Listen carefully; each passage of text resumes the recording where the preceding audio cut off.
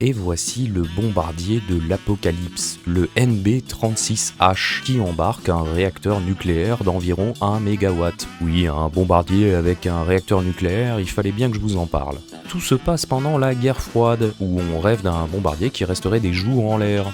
Vu qu'il faut faire de la propagande et des démonstrations technologiques, un test réel de radioprotection est proposé. Le réacteur ne propulserait pas l'avion, il servirait juste à mesurer la dose sur l'équipage et le blindage nécessaire. On met alors plus de 10 tonnes de plomb et des vitres au plomb épaisses comme des dictionnaires dans le cockpit d'un B-36. Et cet engin nucléaire, du coup, a fait plusieurs vols au-dessus du Texas et du Nouveau-Mexique.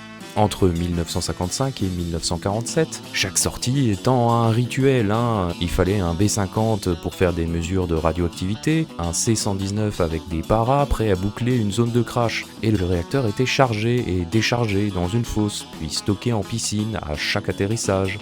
La question qui inquiétait tout le monde à l'époque, c'était « et si ça tombe ?» Alors pas Tchernobyl au sens technique, mais un désastre radiologique local durable. L'eau, le sol, les quartiers à évacuer, tout contaminé. En 1961, Kennedy tranche, c'est trop cher, trop risqué, et l'ICBM plus le ravitaillement en vol rendent l'idée obsolète. On l'arrête complètement. La morale, c'est qu'on fait des tests pour avancer, et aussi pour renoncer. Le pouvoir n'implique pas le devoir. Le NB-36H prouve qu'on peut voler indéfiniment avec un réacteur nucléaire, et surtout qu'on n'a aucune raison de le faire.